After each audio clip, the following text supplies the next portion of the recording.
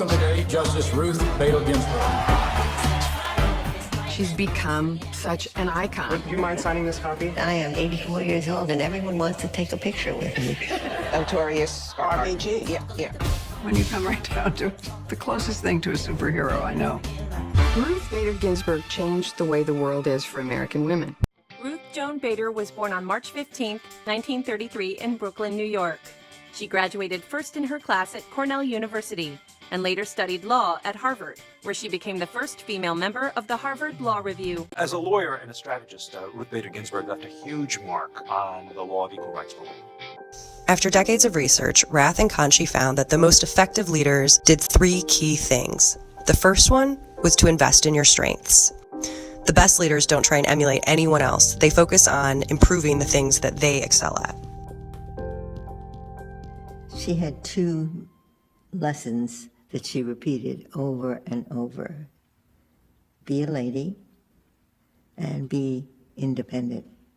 Be a lady meant don't allow yourself to be overcome by useless emotions like anger. And by independent, she meant it would be fine if you met Prince Charming and lived happily ever after, but be able to fend for yourself. She had this kind of quiet magnetism, even though she was not effusive. You always thought that she wasn't listening and she didn't know what was going on, but she knew what was going on. And she didn't do small talk. No small talk. And she didn't do girl chat. And she didn't get on the phone and talk with us about what happened on the weekend. She's a deep thinker. Rath and Conchi characterized the leadership strength into 4 domains: executing, influencing, relationship building, and strategic thinking. RBG's strengths fall into the strategic thinking domain. Leaders with great strategic thinking strengths are the ones who keep us all focused on what could be. Men and women are persons of equal dignity, and they should count equally before the law. You won't settle for putting Susan B. Anthony on the new dollar. When they would say things like this, how did you respond? Well, never in anger, as my mother told me. That would have been self-defeating. We won because the strategy was brilliant. We won because we were smart and prepared and we fought hard. You couldn't miss what Ruth was doing during the 70s. She was creating a legal landscape.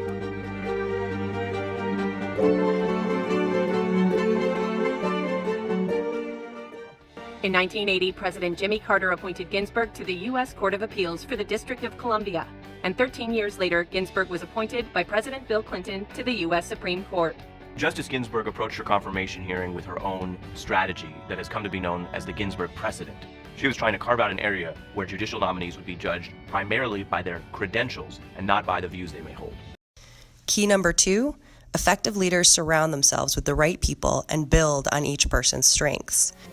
We all were struck by the tremendous difference between Marty and Ruth. Marty was the most gregarious, outgoing life of the party. Ruth was really quite recessive in a way. And one of the things that someone said is that you would never have been on the court without him. Do you agree with that? It's absolutely true. At the time that Clinton was considering who would be his first nominee to the court, he said, you will be on the list, but you'll probably be around number 25 unless you do something to promote yourself. So I'm not very good at promotion, but Marty was. And he was tireless in his effort to see that I would be the nominee. When we think about Justice Scalia and Justice Ginsburg, they were in many ways complete opposites. I mean, there was the rough and tumble Scalia. He cut his teeth in the Nixon administration, and then the soft-spoken Ginsburg. Justice Ginsburg said that his critiques, and Scalia could have some doozies, believe me, made her better. Justice Scalia nailed all the weak spots, the applesauce and the argle-bargle. That's a typical colorful Scalia language for you, and gave me just what I needed to strengthen the majority opinion. Key number 3, understand your followers. Because the judges didn't think sex discrimination existed. Well, one of the things I tried to plant in their minds was think about how you would like the world to be for your daughters and granddaughters. The gender line helps to keep women not on a pedestal, but in a cage. Also known as the notorious RBG.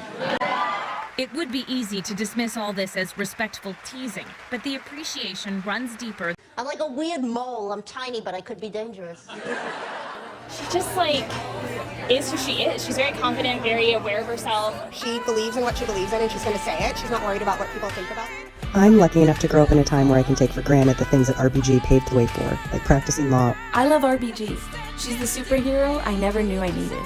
RBG has inspired me to focus on my own strength and surround myself with the right people. She is a center of power on and off the court. Every time Justice Ginsburg wrote a dissent, the internet would explode. I came up with a couple slogans. You can't spell truth without Ruth. I surely would not be in this room today without the determined efforts of men and women who kept dreams alive.